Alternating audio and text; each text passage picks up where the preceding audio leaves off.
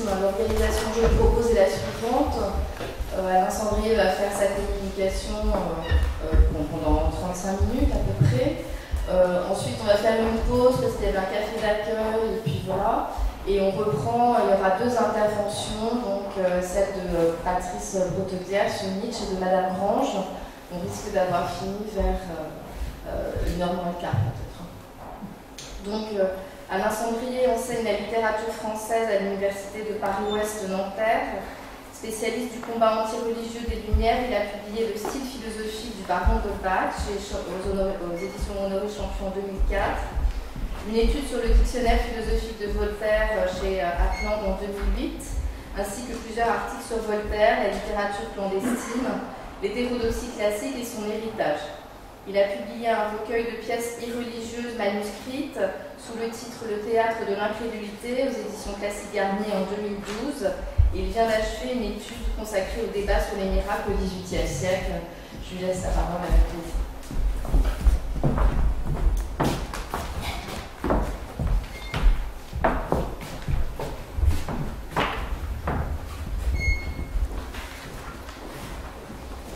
Bien, bonjour à tous. Je vous remercie également de l'invitation dans ce beau lieu. Invitation qui me fait plaisir à de très nombreux titres. Le premier, c'est d'avoir l'occasion de passer après mon ami Fulcran, qui est un collègue d'ancienne date, et qui par ailleurs a proposé ici une variation sur l'Antiquité qui a évidemment dans mon esprit de très nombreuses résonances pour quelqu'un qui, comme moi, s'intéresse au XVIIIe siècle, l'importance de l'Antiquité au XVIIIe siècle. J'aurai peut-être l'occasion d'y revenir aujourd'hui. Autre raison d'être heureux ici, c'est de proposer donc une variation qui, je le crains, fasse un peu sentir ma formation plus littéraire que philosophique. Et donc je suis très heureux de pouvoir ici, au sein des philosophes, parler un peu aussi au titre d'un littéraire, de quelqu'un qui s'intéresse en particulier au texte, à l'histoire des textes et au grain du texte. Pour le reste, j'essaierai d'en rester le plus possible à la perspective proposée par le colloque ici, par ces rendez-vous philosophiques, dans la mesure où il s'agit de mettre en exergue, de mettre en évidence le matérialisme. C'est sur cet aspect-là que je mettrai l'accent, y compris d'ailleurs dans sa dimension d'avenir, dont il a été question pour le titre et l'intitulé de ces rendez-vous philosophiques cette année, dans la mesure où l'intitulé de ma variation ici proposait un parcours qui allait de la diffusion clandestine à l'engouement radical. Et bien j'essaierai justement de tirer les leçons, disons, d'une possible actualisation d'Holbach, de l'enseignement du matérialisme athée des Lumières, tel qu'il a pu se faire récemment dans des figures aussi bien françaises que anglophones.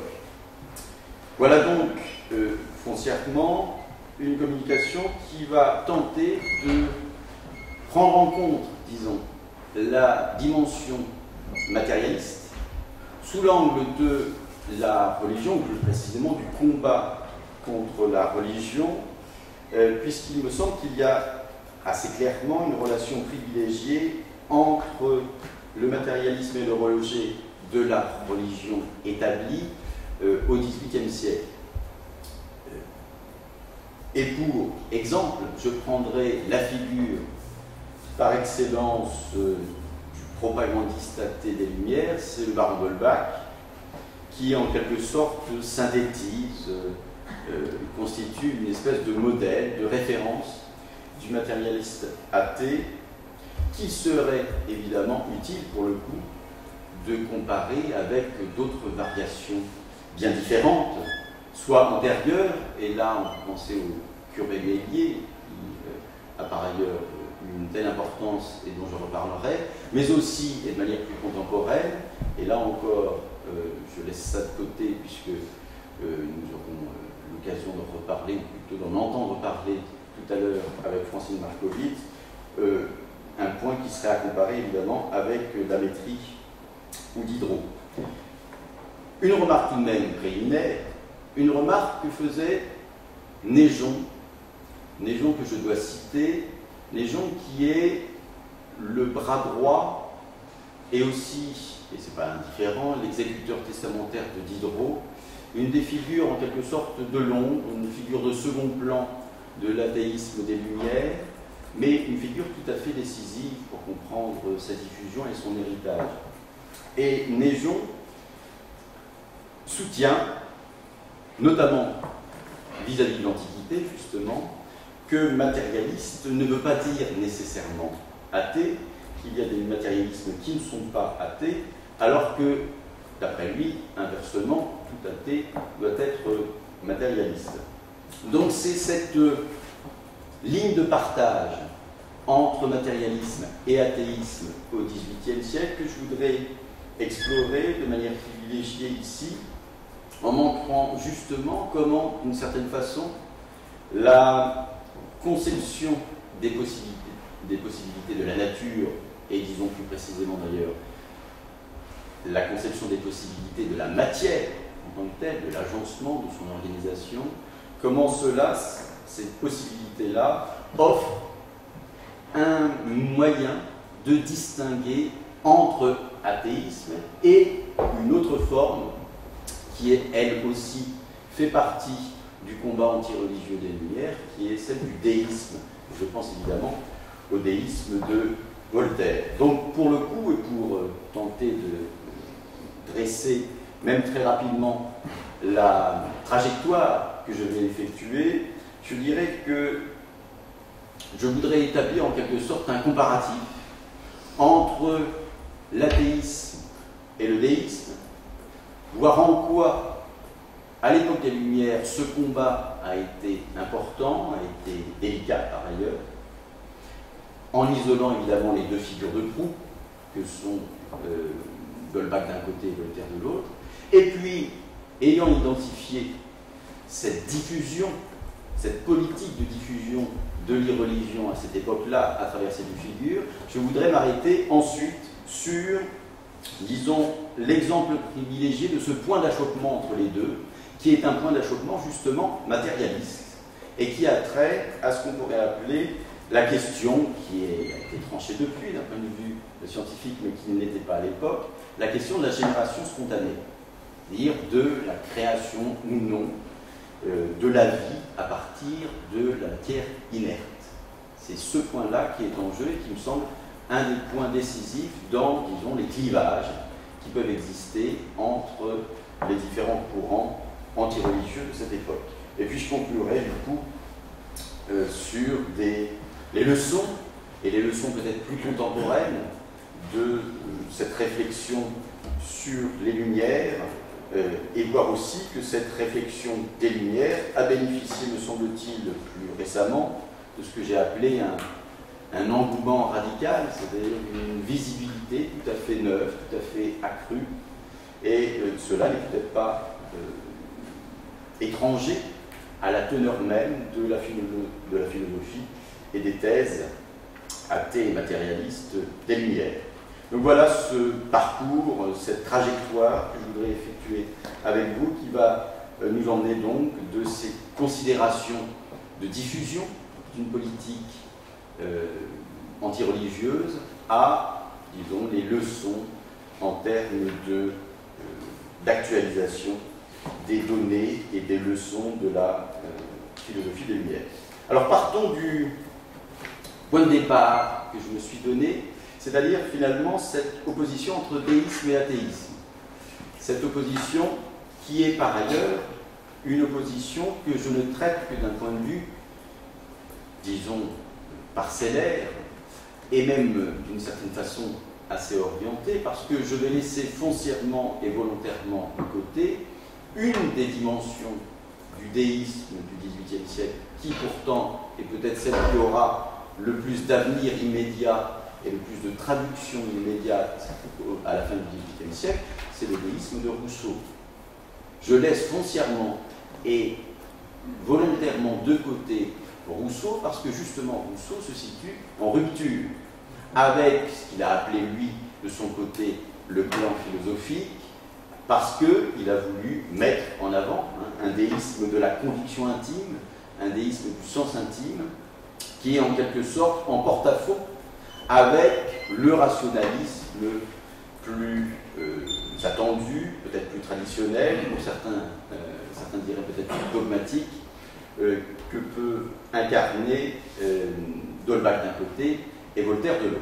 Donc si Voltaire et d'Holbach sont l'objet de ma comparaison, c'est parce que d'une certaine manière, ils ont voulu se comparer l'un l'autre, qu'ils fonctionnent en quelque sorte, qu'ils s'appuient sur les mêmes bases rationalistes, qu'ils ont le même mode de débat et notamment le même mode de propagande et de promotion de l'antichristianisme, de la contestation de la religion chrétienne en général et spécifiquement de la religion instituée en France, c'est-à-dire évidemment le catholicisme.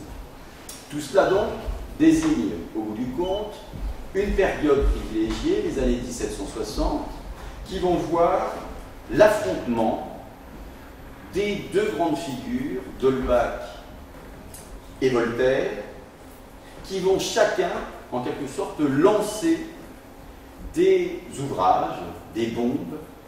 Le terme n'est pas de moi, le terme est d'époque, on le trouve dans la correspondance. Les bombes contre la maison du Seigneur qui pleuvent à cette époque-là viennent en particulier, en effet, de ces deux ateliers, parce qu'il y a plusieurs mains derrière, que sont d'un côté l'atelier holbachique, notamment avec Néjon, j'en ai parlé, et puis Voltaire. Donc chacun va diffuser ses œuvres, je tiens à le dire, évidemment parce que ça a son importance, à les diffuser de manière clandestine, d'une part, d'autre part, de manière anonyme ou sous pseudonyme. N'oublions pas, parce qu'on a tendance à l'oublier de nos jours, mais n'oublions pas que Voltaire, quand il écrit contre la religion, quand il écrit contre la religion chrétienne, ne le fait jamais en son nom. Il se cache nécessairement et même il s'impatiente, voire il s'effraie quand on risque de lui attribuer une œuvre, ce qui explique ces mouvements de panique, par exemple au moment de la publication du dictionnaire philosophique en 1764. De la même manière, les œuvres du baron d'Holbach, on ne sait que rétrospectivement qu'elles viennent d'une même main. Mais à l'époque, c'est une campagne qui semble venir de toutes parts et qui se fait sous des pseudonymes. L'ouvrage principal du baron d'Holbach, le plus connu, le système de la nature, est fait sous le nom d'un académicien, Mirabeau, qui n'a rien à voir avec le révolutionnaire, académicien donc, qui avait écrit par ailleurs, en effet, des ouvrages irreligieux, mais qui étaient restés clandestins, et disons même plus précisément, qui étaient restés manuscrits. Le grand intérêt de d'Holbach et de Voltaire, dans leur campagne anti-religieuse, faisant la promotion d'un côté du déisme, de l'autre côté de l'athéisme, c'est qu'ils vont pouvoir véritablement diffuser, vulgariser tout un héritage anti-religieux et anti-chrétien qui remonte bien souvent aux générations précédentes.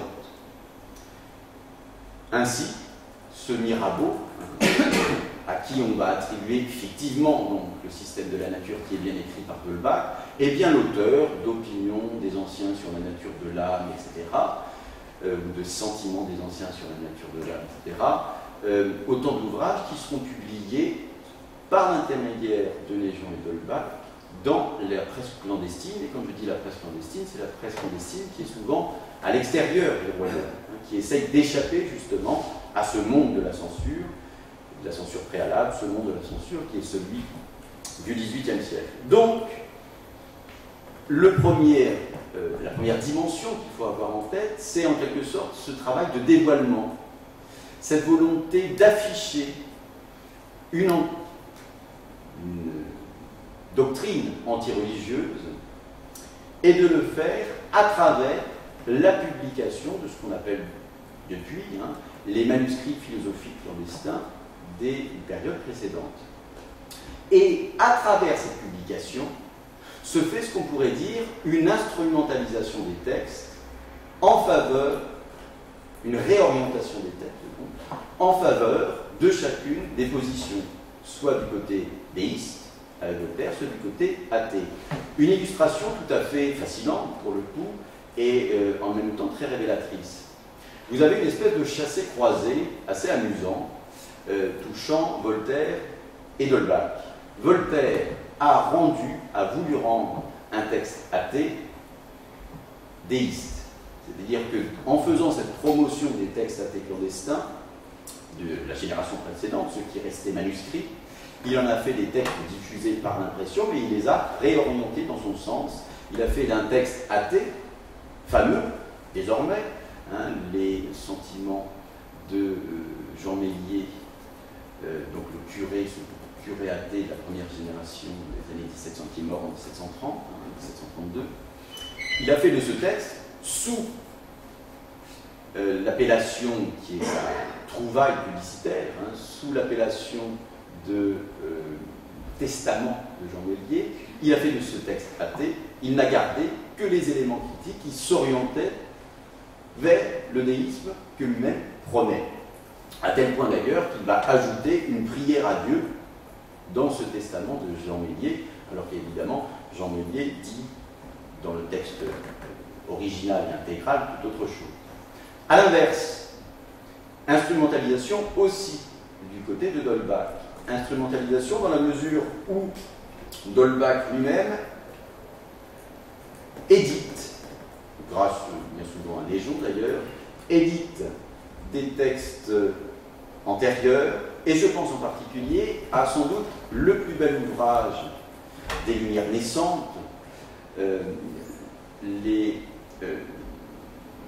difficultés sur la religion de Robert Schall, on a enfin trouvé l'auteur.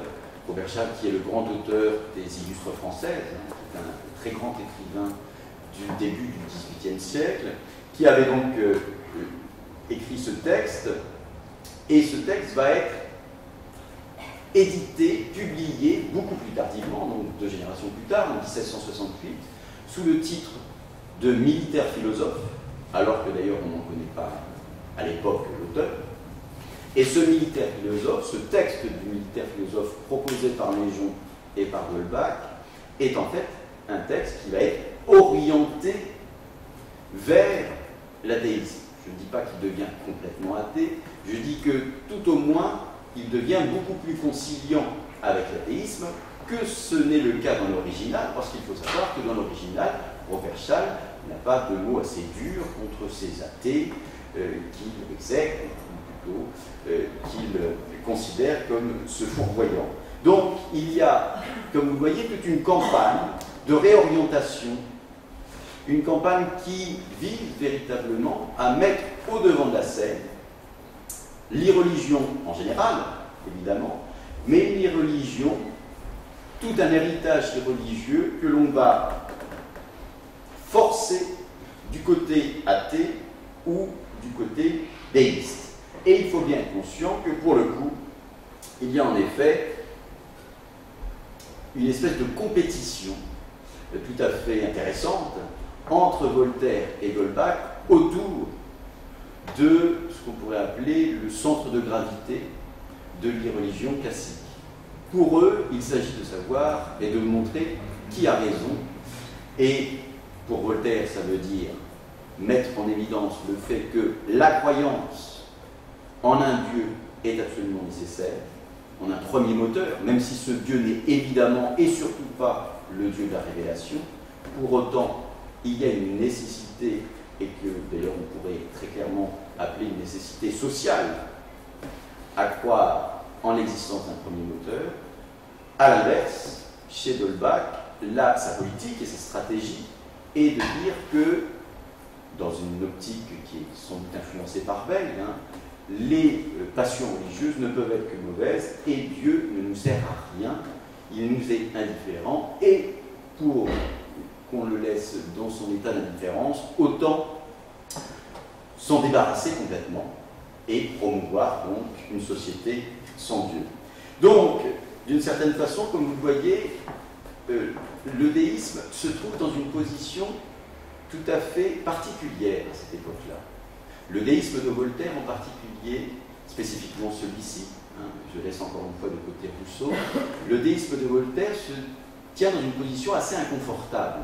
C'est d'ailleurs un des problèmes de Voltaire dans sa communauté religieuse, parce qu'il sait qu'il a contre lui, évidemment, les apologistes de la religion chrétienne, ceux qui estiment que dès qu'on quitte la révélation, on est sur une pente glissante qui amène et qui mène nécessairement à l'athéisme.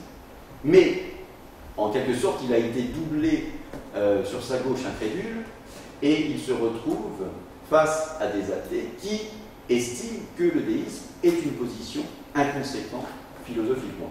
Du coup, il y a des points d'achoppement. Et parmi ces points d'achoppement, il y a évidemment ces points d'achoppement liés à la matière, aux possibilités de la matière. Je laisse de côté d'autres thèmes qui seraient des thèmes tout à fait décisifs hein, pour comprendre l'opposition entre athéistes et déistes à cette époque-là. Je pense en particulier, évidemment, aux thématiques récurrentes sur le mal, à la question du mal, à la question de la théodicée dont a parlé Fulcran, qui est un des points névralgiques, évidemment, de la question de l'existence ou non de Dieu. Bref, parce que c'est bien la peine d'avoir un Dieu quand il laisse des tremblements de terre qui règlent la carte 30 000 personnes innocentes.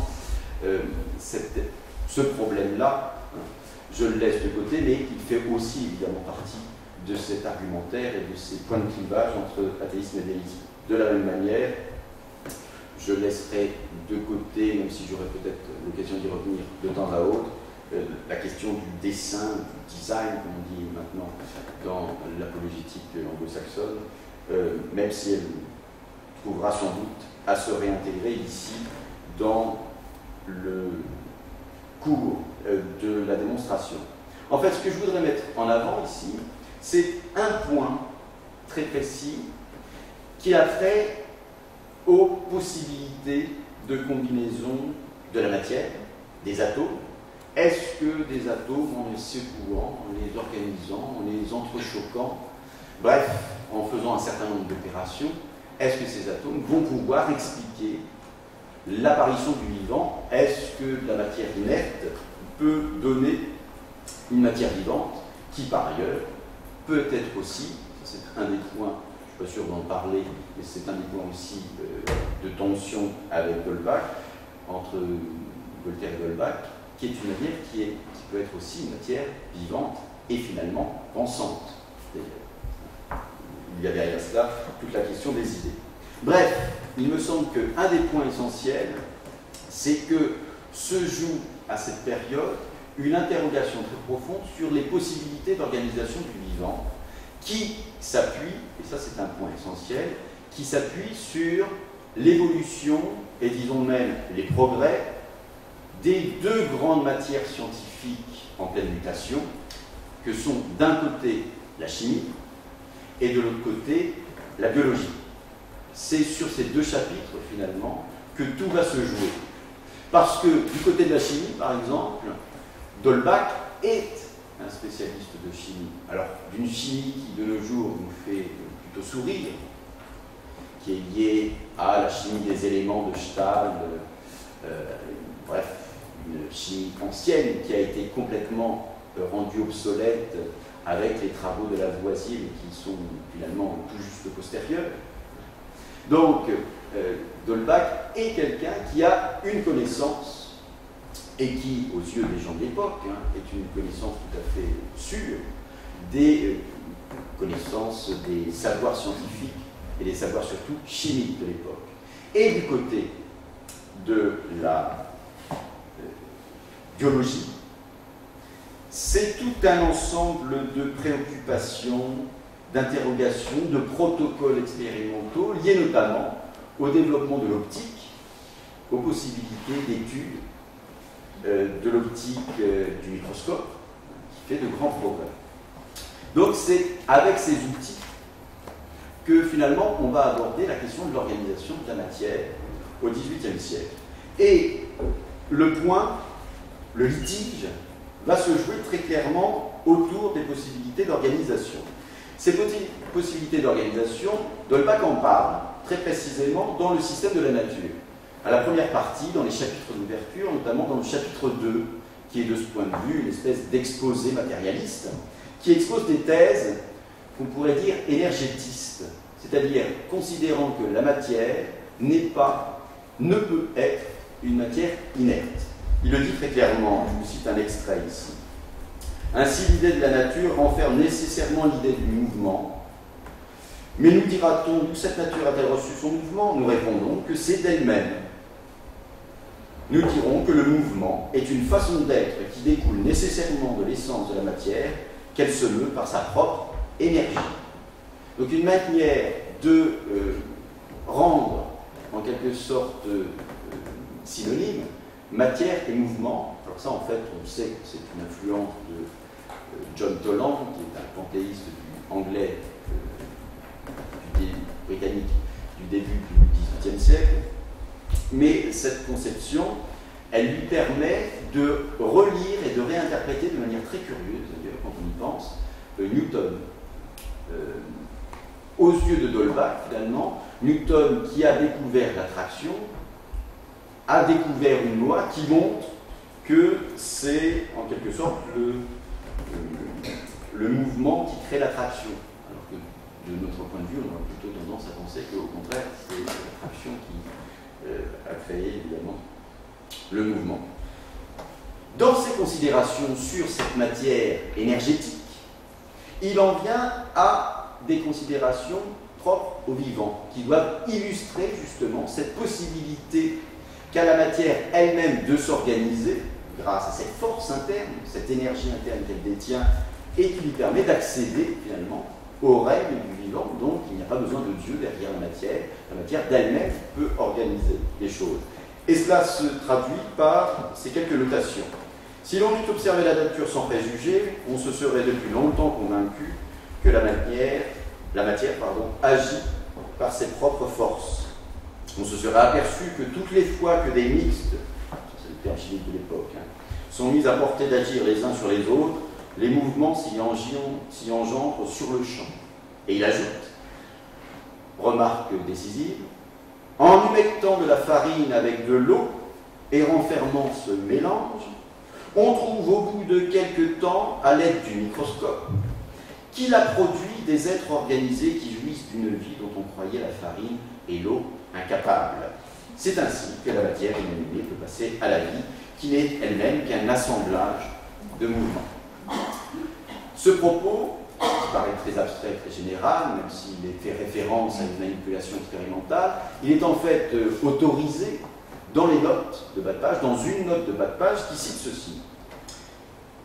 Voyez les observations microscopiques de M. Needham, qui confirment pleinement ce sentiment. Pour un homme qui réfléchit, la production d'un homme, indépendamment des voies ordinaires, serait-elle donc plus merveilleuse que celle d'un insecte avec de la farine et de l'eau? Donc voilà une possibilité de la matière qui, comme vous voyez, met de côté la question qui était décisive dans la biologie d'époque, la question des germes.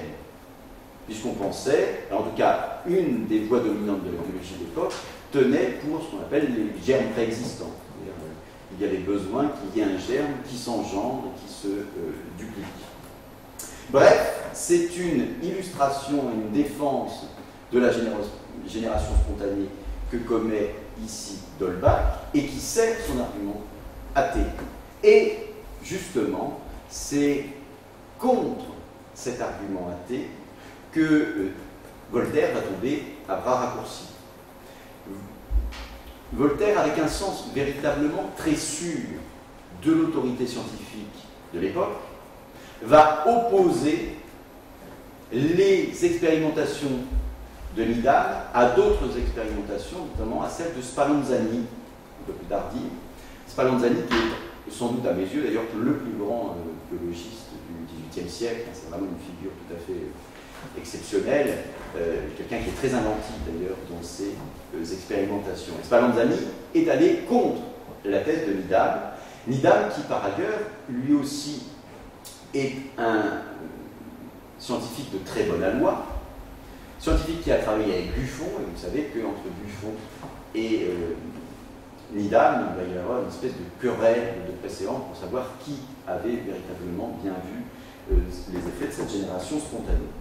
Bref, Voltaire tombe littéralement à bras raccourcis sur Needham, s'en moque de tous les points de vue en discréditant, disons, sa démarche scientifique, en disant que l'on sait, notamment par l'intermédiaire de Spallanzani, qu'il ne suffit pas de mélanger et de laisser fermenter la farine pour que cela crée des êtres vivants.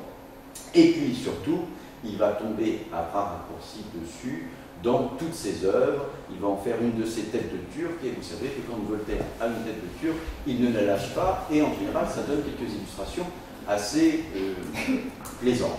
Illustrations plaisantes, notamment dans Dieu ou Réponse au système de la nature, un des grands textes de Voltaire qui va donc combattre l'athéisme du baron.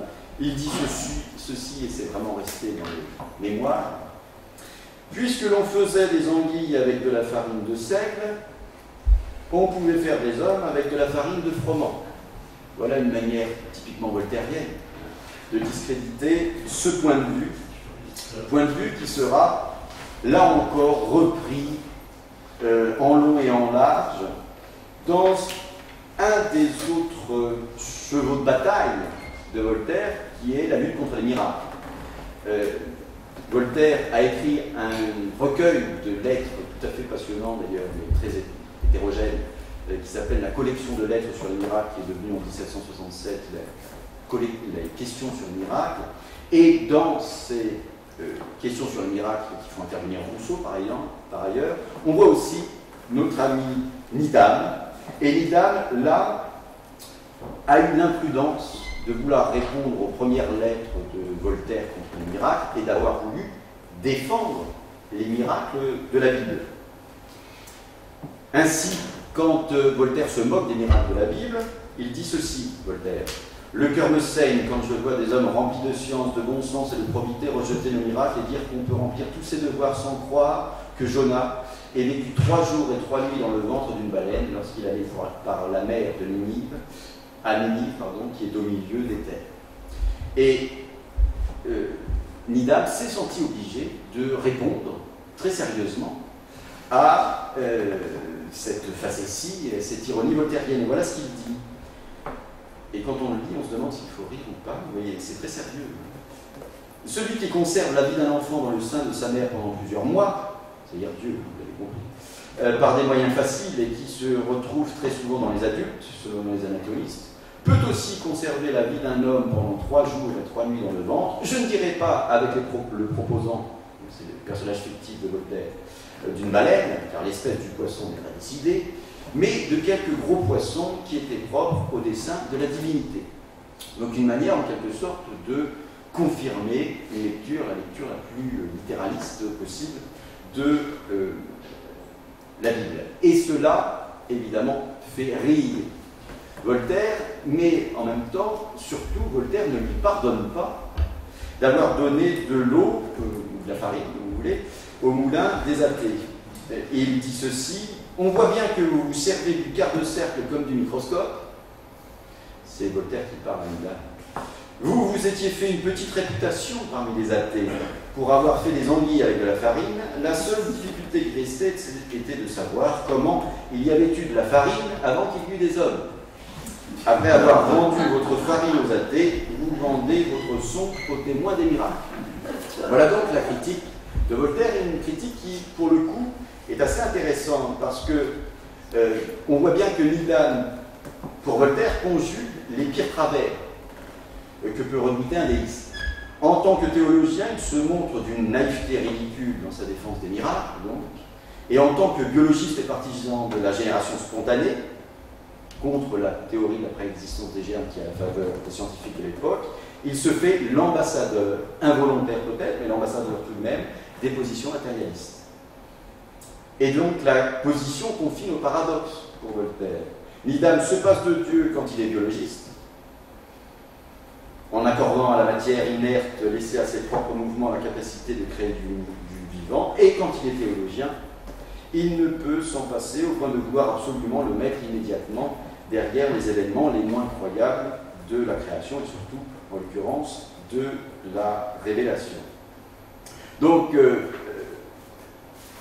Voltaire est là, en quelque sorte, pour montrer les contradictions auxquelles est acculé un certain matérialisme quand il veut absolument défendre la thèse de la génération spontanée. Et du coup, on se retrouve avec l'idée selon laquelle, du côté déiste, il y a absolument besoin de maintenir l'idée d'une création qui est liée à un premier auteur qui a eu un dessein, un but. Et c'est ce but qui s'incarne dans la création. Alors, 3 mots de conclusion. Et je n'irai pas plus loin puisque le temps imparti est déjà écoulé. Quelques réflexions très rapidement. La première, c'est que, quoi qu'il en soit, la coupure, la césure entre déisme et athéisme, que j'ai voulu illustrer ici à travers cette thèse matérialiste, n'empêche cependant pas, et c'est un point important, n'empêche cependant pas Voltaire d'être matérialiste à sa façon. Et on pourrait y revenir au besoin, mais sachez donc que l'interprétation la plus, si ce n'est la plus courante, maintenant on est la plus admise, mais en tout cas celle qui a de plus en plus de faveur, fait du dernier Voltaire quelqu'un qui est foncièrement lié à des thèses matérialistes, comme l'éternité de la matière, l'éternité du monde, etc. Deuxième réflexion, c'est que cette question de la génération spontanée, qui nous fait rire rétrospectivement, elle peut nous faire rire parce qu'elle n'a été tranchée qu'un siècle plus tard, avec Pasteur.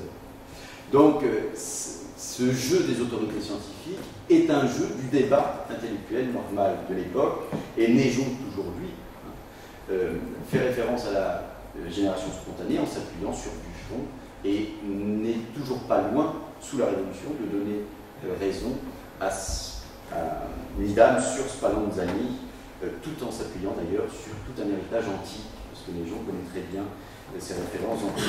Je laisse de côté ce que j'aurais pu dire sur l'importance et le choix des références antiques dans ce matérialisme du XVIIIe siècle, pour en venir au dernier point, au dernier mot, très rapidement, c'est que il me semble que l'intérêt de cette variation sur le XVIIIe siècle et sur les interrogations matérialistes athées du XVIIIe siècle, c'est que finalement, on la retrouve de manière transformée, évidemment, mais on la retrouve tout de même au XXe siècle, ou même au XXIe siècle, dans les débats liés autour des possibilités de la matière. Et si je laisse de côté les questions d'organisation, du passage du vivant, de l'inerte au vivant, de l'inanimé à l'animé, qui ont pu faire l'objet de réflexions du côté des chimistes, je pense à Prigogine et d'autres, au moins, il y a un thème qui est devenu central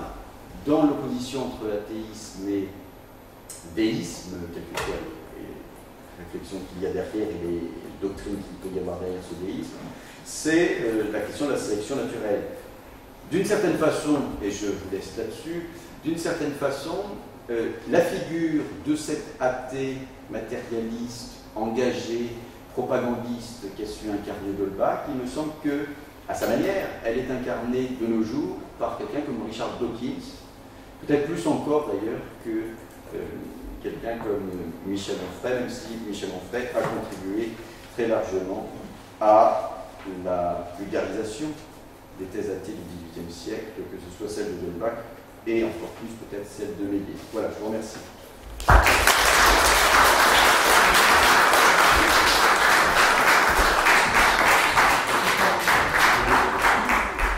Peut-être que vous souhaitez poser quelques questions avant d'aller vous restaurer un petit peu, et puis on va faire 2 communications ensuite. Enfin, je me disais, est-ce que les questions c'était bien quand même si elles étaient un peu fraîches là, ou on fait 4 communications d'un coup? Parce que ce serait dommage là que vous ayez un peu perdu l'intensité des propos qui viennent d'être tenus. Donc ce serait peut-être pas mal de faire un tour de questions maintenant. Ça va être retard. Oui, je voulais juste souligner des choses qui m'ont été suggérées par les deux magnifiques exposés qu'on a entendus ce matin. Et c'est une réflexion qui m'est inspirée par Critias, mais qui, comme les deux exposés l'ont montré, se poursuit finalement dans le XVIIIe siècle. C'est que le personnage, si j'ose dire, de Dieu, ou le concept de Dieu, est souvent considéré comme une fonction et non pas comme un être. Et c'est déjà vrai dans l'Antiquité, ce que vous avez montré, et c'est aussi vrai au XVIIIe siècle, dans la mesure où on se ressource à la lecture des anciens pour récuser un providentialisme omniprésent. D'ailleurs, dans ces murs, le providentialisme est encore présent. Mais contre le providentialisme, il y a l'idée que Dieu est une fonction. J'avais été très frappée, parce qu'il y a longtemps que je travaille sur le XVIIIe siècle, de voir que beaucoup d'auteurs, et même parmi ceux qui passent pour les plus religieux, disent que Dieu, c'est une expression de Warburton, beaucoup citée par Condillac, Dieu, c'est comme le droit qui accorde les épaves au Seigneur. Vous savez, quand il y a un navire qui fait naufrage, les épaves vont au Seigneur qui gouverne la côte sur laquelle le naufrage est. Voilà. Dieu, c'est le droit qui accorde les épaves au Seigneur. C'est-à-dire, on lui accorde tout ce qu'on peut. Et c'est comme ça que le concept de Dieu se constitue. Donc, ce concept de Dieu est une pure fonction.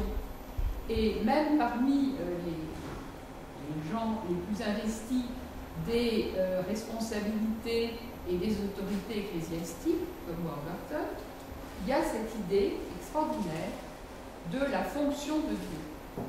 Et ça m'a beaucoup frappé, bon, à travers vos exposés que j'ai absolument admiré, que cette idée d'une fonctionnalité du divin, alors bien entendu, le véritable athéisme, c'est quand vous considérez Dieu comme une fonction.